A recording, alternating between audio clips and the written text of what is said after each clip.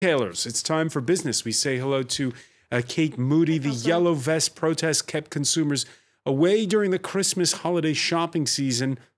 It's the start of the sales, and they're hoping it'll be second time lucky. Absolutely. This is always a really crucial time of year for French retailers, and more so than ever this year.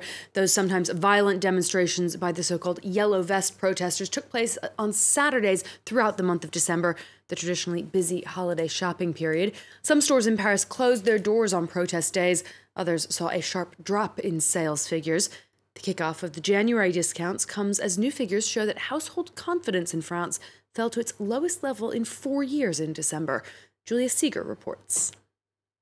Will the January sales in France survive the yellow vest protests?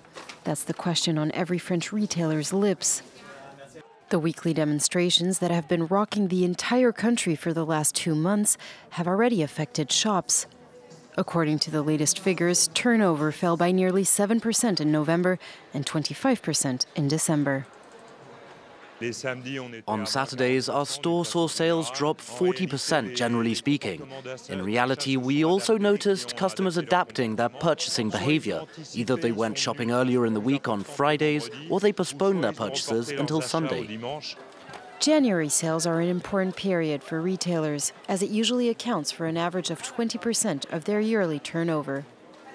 According to the government, so far, profit losses could range from 2.5 to 4 billion euros.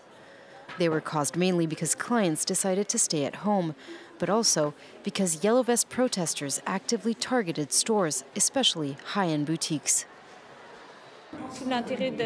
What we need to know now is how long this turnover will last and if it's just a situational shock or not. Hopefully it doesn't threaten jobs and we'll be able to get everyone back to work.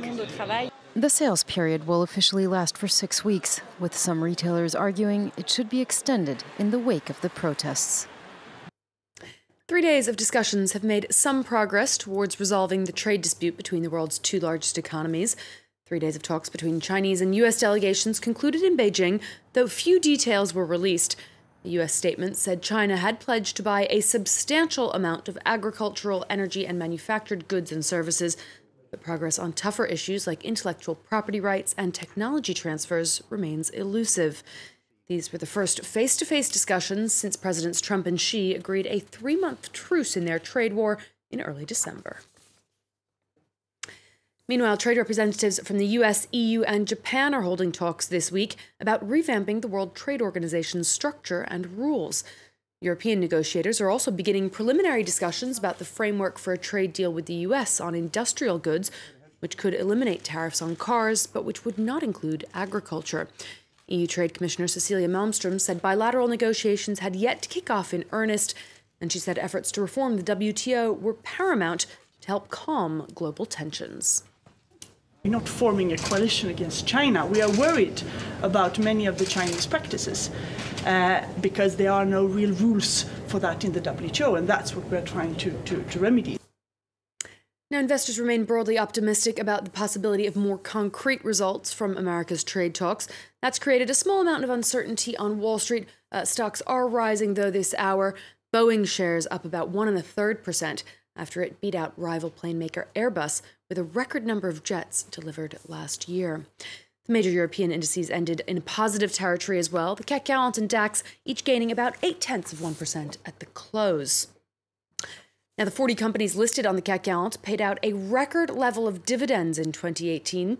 A study published in Les Echos newspaper said French shareholders received nearly 57.5 billion euros, a 13% increase from 2017.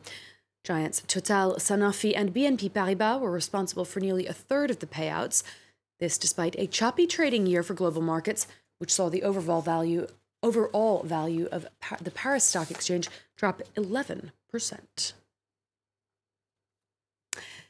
The U.S. government shutdown grinds on, affecting more than 800,000 workers in 9 federal departments. Many are looking for something to fill the now empty working hours. About 500 of those on unpaid leave attended a one-day workshop offering classes at the American University in Washington, D.C. The event was billed as a networking opportunity, and classes included how to start a podcast and how to brand yourself. Behind the jokes and boredom, of course, there are deeper worries about the long-term effects of this forced unpaid leave. Bills are still coming in, even though paychecks are not, Francois. And we'll be talking about that in the France 24 debate. Many thanks, Kate Moody. We'll have more business news for you later.